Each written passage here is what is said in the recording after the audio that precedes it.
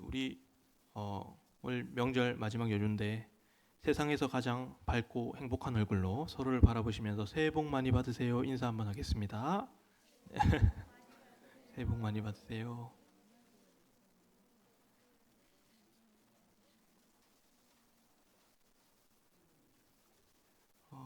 옛날에 닭을 키우던 아이가 있었다고 합니다.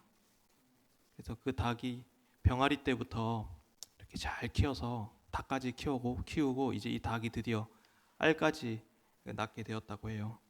그래서 날마다 이 닭에 대해서 너무 많은 사랑을 주고 관심을 주었는데 하루는 이 아이가 시장에 처음 가봤는데 그 시장에서 타조알을 생애 최초로 보았다고 해요. 그래서 타조알을 보니까 이 아이가 흥분되고 너무 그 타조알이 궁금하기도 하고 이 타조알을 사고 싶어서 자기의 모든 돈을 털어서 그 타조알을 샀어요.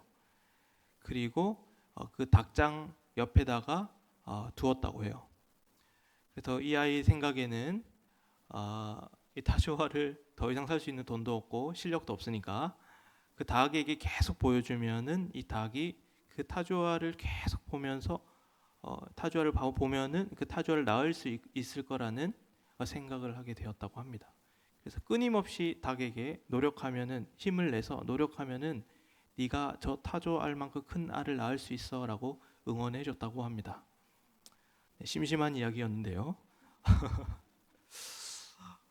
우리는 결론을 알고 있습니다. 우리는 닭은 닭이고 타조는 타조이기 때문에 닭이 타조알을 아무리 노력한다고 해서 낳을 수가 없다라는 것을 우리는 너무나 잘 알고 있습니다. 오늘 본문에 하나님을 본받는다라는 이야기가 나와요. 이게 혹시나 우리가 열심히 노력하면은 하나님처럼 될 수 있는 거라는 이야기를 하는 것인가? 아니면 다른 의미가 가지고 있는가에 대해서 오늘 여러분들과 함께 하나님의 말씀을 나누려고 합니다. 오늘 그 1, 2절에 보면은 가장 많이 등장하는 단어가 사랑이라는 단어예요. 좀 식상하긴 하지만 예. 성도님들은 이 사랑의 정의를 뭐라고 생각하십니까? 어떤 사람은 사랑은 눈물의 씨앗이다. 어떤 사람은 사랑은 초콜릿이다. 뭐 밀가루다. 뭐 여러 가지 정의를 내리시고 또 노래 중에 노래인가요? 시인가요? 사랑은 연필로 쓰는 것이다. 지워야 하니까 라는 유명한 정의들이 많이 있는데 저는 사랑의 정의 중에 조나단 에드워즈라는 신학자가 한 정의를 굉장히 좋아하는데 조나단 에드워즈는 이렇게 얘기합니다. 사랑이라는 것은 그 대상과 끝까지 관계 맺고자 하는 성향이다 라고 얘기를 합니다. 사랑이라는 것은 뭐 감정이 아니라 그 대상과 끝까지 관계 맺고자 하는 성향이다 라는 것이죠. 그런 의미에서 하나님은 우리를 너무 사랑하십니다. 그렇죠? 아들 예수를 보내셔서 우리에게 영생을 허락하여 주셔서 하나님과 끝까지 관계 맺고자 하는 그런 마음으로 우리를 사랑하셨기 때문이죠. 그래서 오늘 말씀에 보면 하나님을 본받으라라고 하는 말을 하기 전에 그러므로 사랑을 받는 자녀와 같이라는 말을 하고 있습니다. 우리는 그래서 이 본받음에 하나님을 본받음에 대해서 이야기하기 전에 먼저는 하나님께 사랑받음에 대해서 우리가 먼저 생각하여야 합니다. 요한 1서에 근거하면 하나님은 사랑이십니다. 사랑하시는 분이 아니라 사랑 그 자체 사랑이십니다. 하나님이 한 분이셨다면 영원 전부터 사랑할 수가 없었겠죠. 왜냐하면 사랑은 대상이 있어야 하니까요. 근데 하나님은 삼위로 존재하시기 때문에 영원 전부터 성부와 성자와 성령 하나님이 끊임없이 서로 사랑하셨습니다. 그래서 하나님은 성부 하나님은 성자 예수님을 사랑하시고 성자 예수님은 그 성부 하나님의 사랑을 누리고 또 성령 하나님은 그 성부 하나님과 성자 하나님의 사랑의 끈으로서 바로 이 사랑으로서 존재하셨다라는 것입니다. 그래서 우리가 누리는 특권은 무엇이냐면 우리가 예수 그리스도를 믿고 하나님의 자녀가 되어서 예수와 연합하게 되면은 그 삼위일체 하나님의 사랑의 춤사위 속에 들어가 함께 교제할 수 있는 특권을 누리게 된다라는 사실입니다. 우리가 무엇이기에, 우리가 보잘것없는 존재인데, 우리가 비천하고 미천한 존재인데 하나님께서는 그 아들 예수 그리스도를 통하여서 그 삼위 하나님의 사랑 속으로 교제하기를 원하셨고 우리를 그곳 가운데 불러주셨고 우리는 그러한 신분과 지위를 누리게 되었다라는 엄청난 은혜의 복음이 우리 가운데 있다라는 것입니다. 그래서 우리는 항상 우리가 십자가의 은혜로 말미암아 하나님의 자녀가 되지 않으면 결코 하나님을 본받을 수 없다라는 이 전제를 먼저 하고 하나님의 말씀을 전하겠습니다. 그러니까 우리가 하나님을 본받는다는 것은요, 결국에는 인간으로부터 올라가는 그 본받음이 아니라는 거죠. 그러니까 예수 그리스도께서 우리를 위해 십자가를 지시고 주님께서 주시는 그 은혜로 말미암아 하나님께서 먼저 내려오셨기 때문에 우리는 하나님을 본받을 수 있다라고 이렇게 에베소서에서 이렇게 시작하고 있다라는 것입니다. 그래서 이 하나님의 이 사랑은 엄청난 깊이가 있습니다. 하나님의 입장에서는 자기의 하나밖에 없는 아들을 내어주시기까지 우리를 사랑하신 것이고 예수 그리스도의 입장에서는 자기의 목숨을 우리에게 버리면서까지 우리를 사랑하셨기 때문에 이 사랑이 엄청난 깊이가 있고 그것이 우리의 신분을 결정하고 우리의 가치를 결정하고 우리의 정체성을 결정한다라는 점에서 우리의 정체성은 바로 거기에 있다라는 것입니다.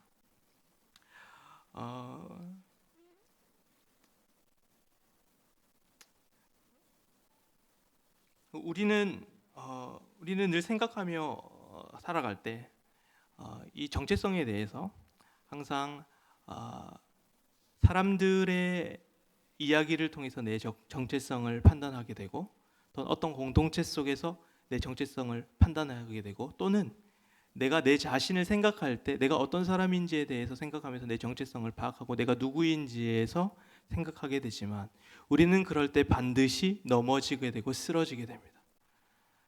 그러나 오늘 전제로 깔고 있는 이 정체성에 대한 이야기는 우리가 반드시 하나님의 시선에서 내가 누구인지를 바라보라고 분명하게 이야기를 하고 있습니다.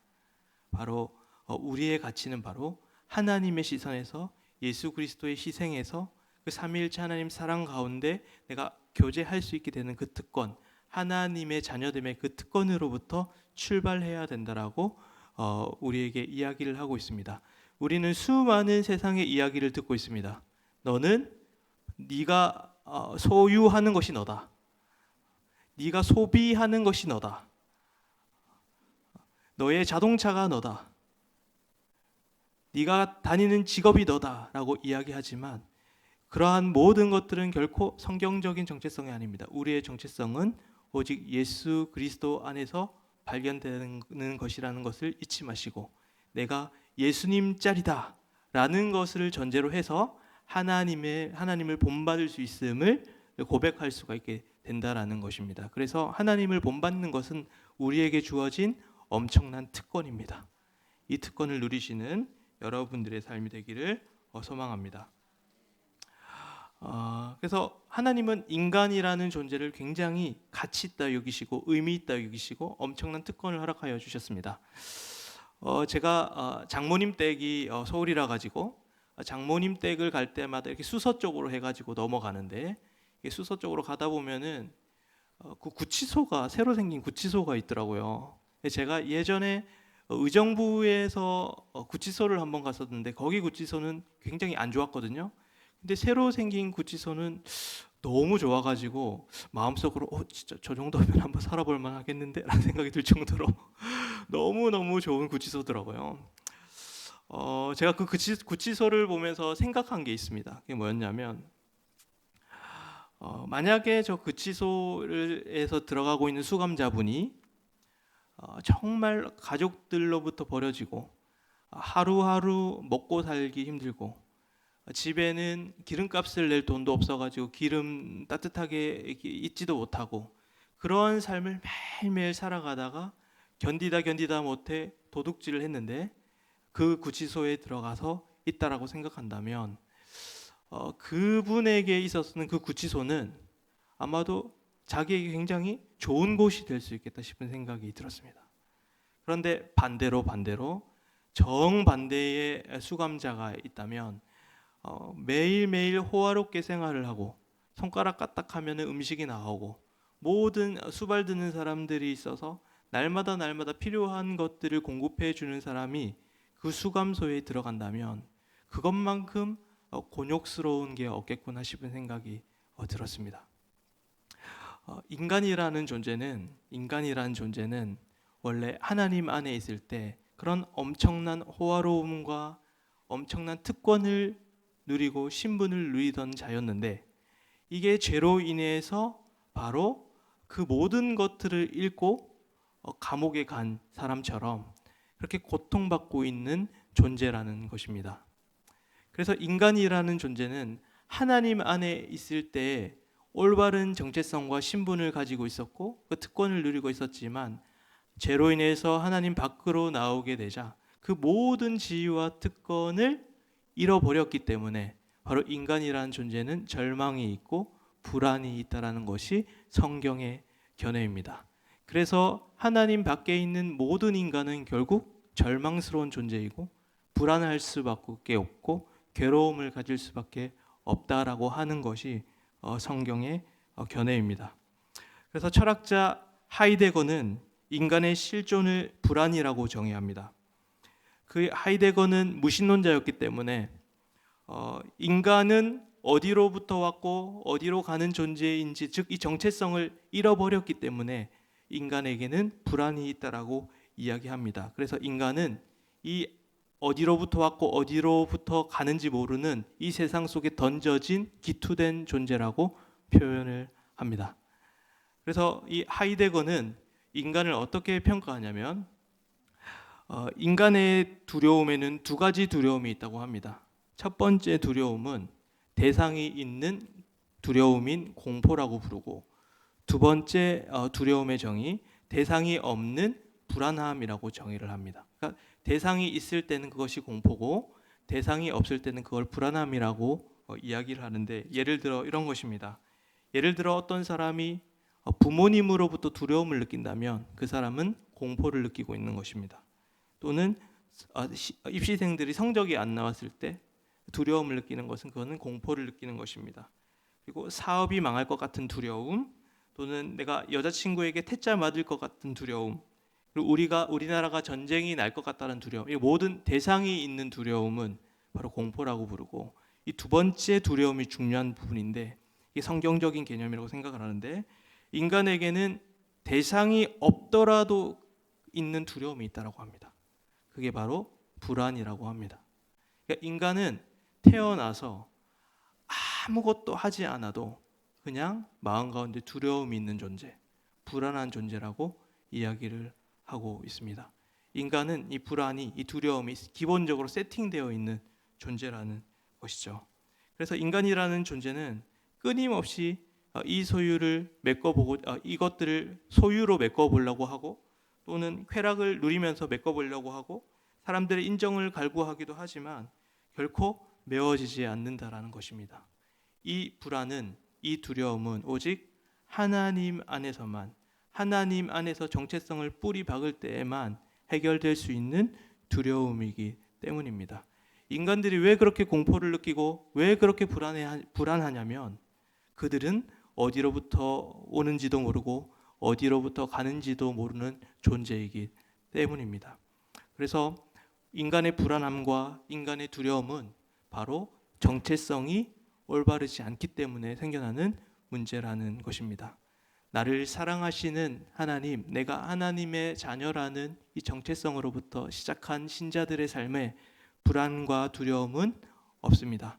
우리가 날마다 삶을 살아가며 두려움이 느껴질수록 불안함을 느낄수록 우리의 자신의 정체성을 한번 돌아보십시오.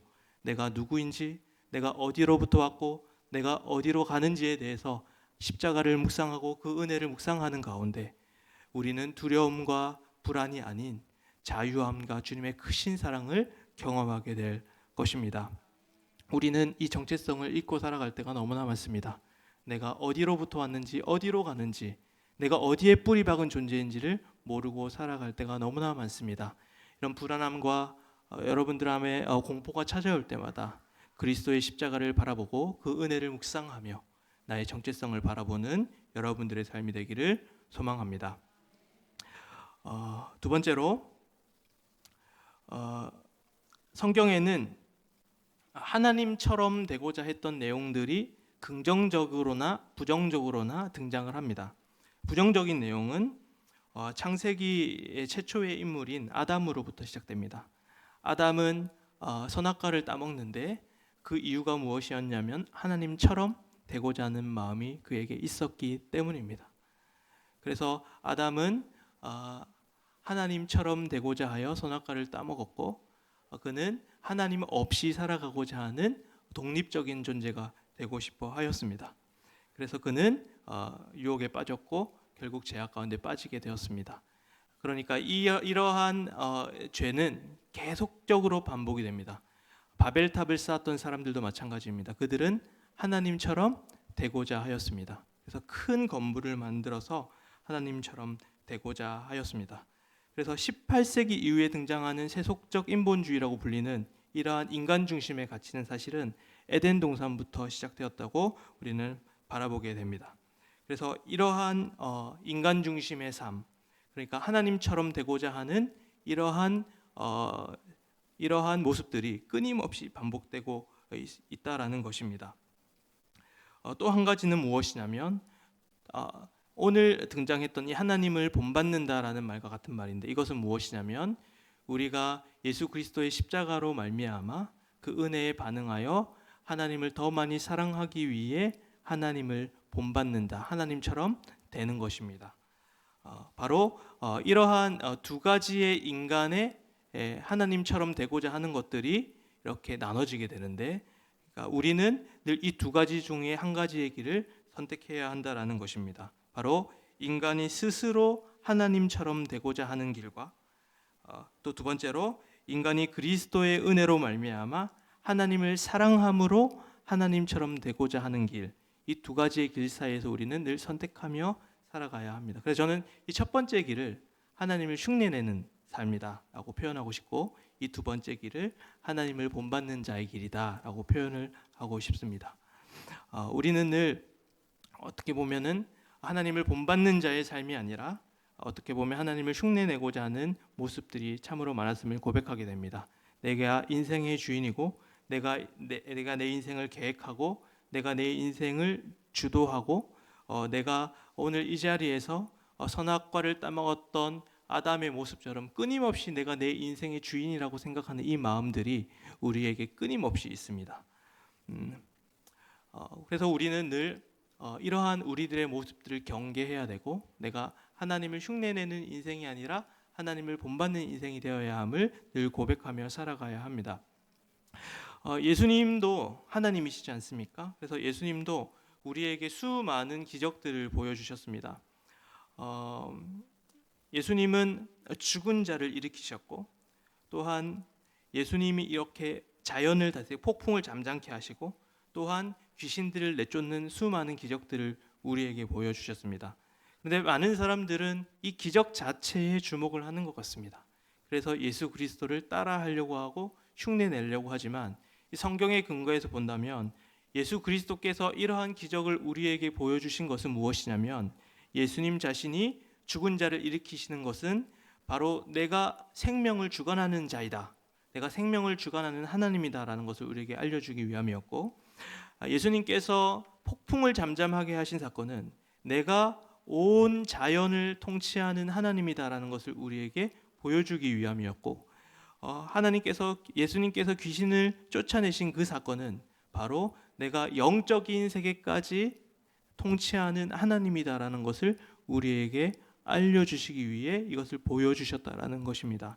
우리는 이 기적 자체에 주목하는 것이 아니라 그 기적을 행하신 예수 그리스도께 우리에게 초점을 두어야 하는데 우리는 이 기적 자체에 지나치게 몰두하다 보니까 정말 중요한 예수 그리스도를 잃게 된 우리들의 모습들을 바라보게 된다라는 것입니다. 그러니까 우리가 관심을 가져야 할 것은 내가 어떻게 하면 저 기적을 따라할 수 있을까가 아니라 그 기적을 일으키신 예수 그리스도를 바라보는 것이 우리에게 있어서는 더 중요하고 핵심되는 이야기라는 것입니다.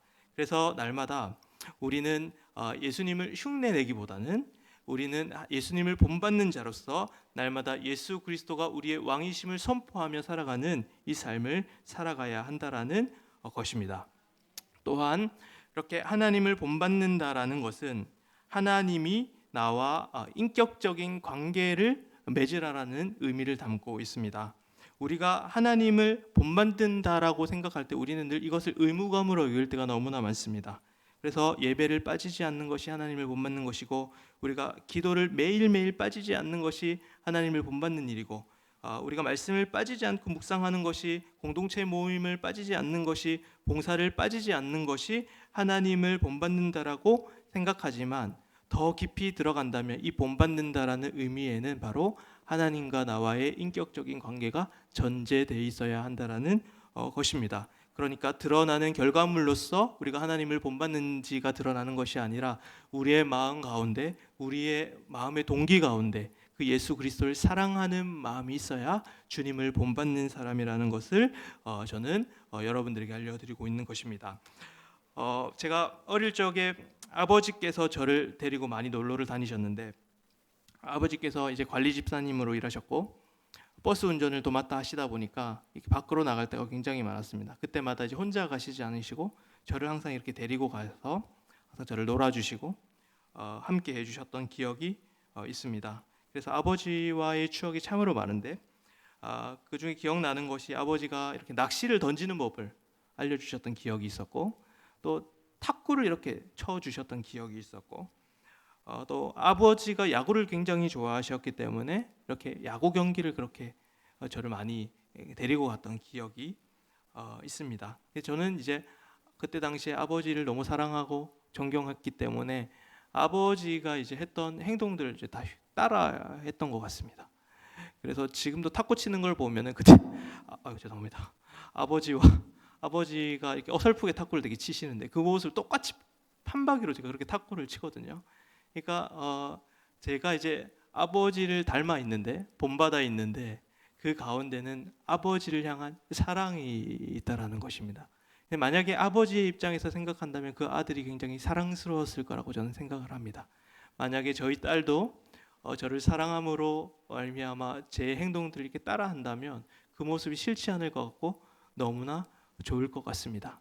그러니까 하나님을 본받는다는 것은 이렇게 그냥 형식적으로 외적인 모습들로만 따라하는 것이 본받는 것이 아니라 그 가운데 주님을 깊이 사랑하는 마음이 있어야지 그것이 바로 하나님을 본받는 자라는 것입니다. 우리는 신앙생활이 오래될수록 신앙의 껍데기만 많이 남는 것 같습니다. 기도하는 시간도 있고 말씀 보는 시간도 있고 예배도 빠지지 않고 우리가 봉사도 열심히 하지만 그 가운데 가장 중요한 것, 바로 하나님과의 인격적인 만남을 놓칠 때가 너무나 많습니다. 하나님과의 인격적인 관계가 없다면 그것은 바로 본받는 것이 아니라 흉내내기에 불과하다라는 것을 여러분들이 늘 기억하시면서 늘 우리의 모든 신앙의 행위들 가운데 하나님과의 인격적인 관계를 통해서, 하나님을 사랑함을 통해서 하나님을 흉내내는 것이 아니라 하나님을 본받는 여러분들의 삶이 되기를 소망합니다. 우리가 이렇게 하나님을 사랑하고 또 하나님을 본받는 자가 되면 우리에게 거룩함이 생겨납니다. 그래서 본받는 것과 거룩함은 저는 동의어로 써도 문제가 되지 않는다라고 생각합니다. 신자의 목적은, 우리가 그리스도인의 목적은 바로 거룩함입니다. 우리가 바라봐야 할 것은 거룩함입니다. 우리의 행복은 거룩함의 크기와 같습니다. 행복의 크기와 거룩함의 크기는 비례하는 것입니다. 그래서 우리가 날마다 주님과의 그 인격적인 관계를 통해서 하나님을 본받는 자가 될 때 우리의 인생은 가장 거룩한 존재, 행복한 존재가 된다라는 것입니다. 그래서 날마다 우리의 매일의 삶 속에서 하나님을 본받는 여러분들의 삶이 되기를 소망합니다. 말씀을 맺겠습니다. 우리는 그리스도의 십자가로 우리가 하나님의 자녀가 되어야지만 우리는 하나님을 본받을 수가 있습니다. 우리는 세상 사람들처럼 그 사랑을 누리지 못해서 그 자녀됨을 누리지 못해서 불안해하는 존재가 아니라 두려움을 느끼는 존재가 아니라 우리는 하나님의 자녀의 특권을 누리며 살아가는 성도들이 되어야 합니다. 우리는 예수를 흉내내는 자가 아니라 예수를 본받는 자가 되어야 합니다.